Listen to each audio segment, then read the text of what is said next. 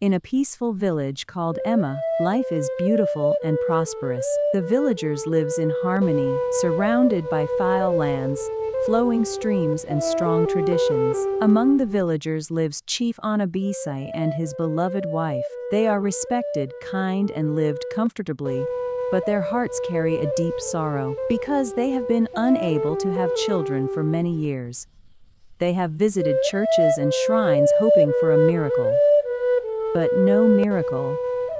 Near the edge of the village lies a mysterious river, known as the Idioma River.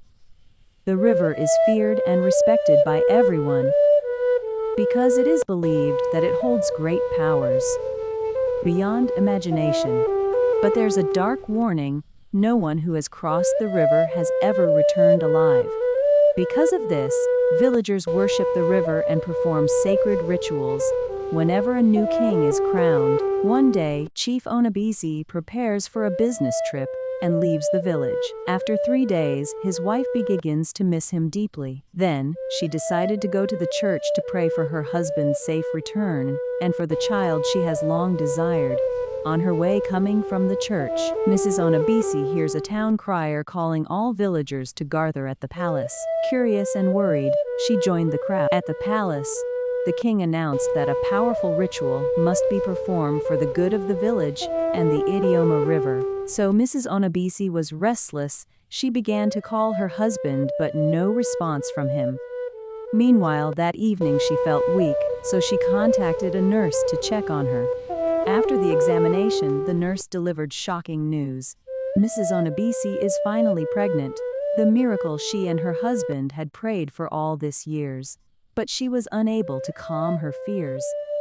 So she spent most of her time praying in the church for her husband. Meanwhile, the village ritual continues. On the last day of the ritual, the village heard another announcement.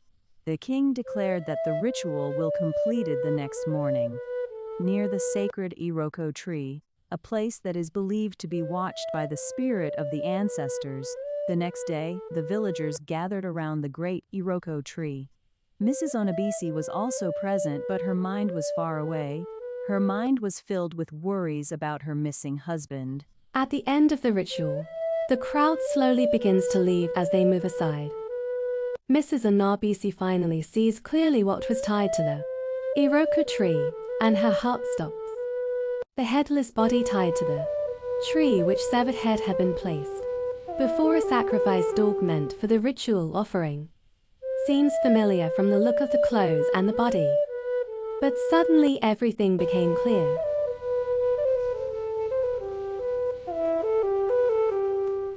Mrs. Onabisi collapsed to the ground, screaming and crying.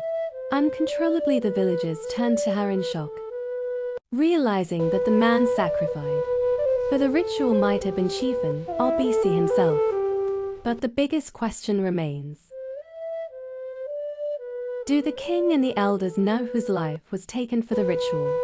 Or this was something darker hidden behind the village traditions?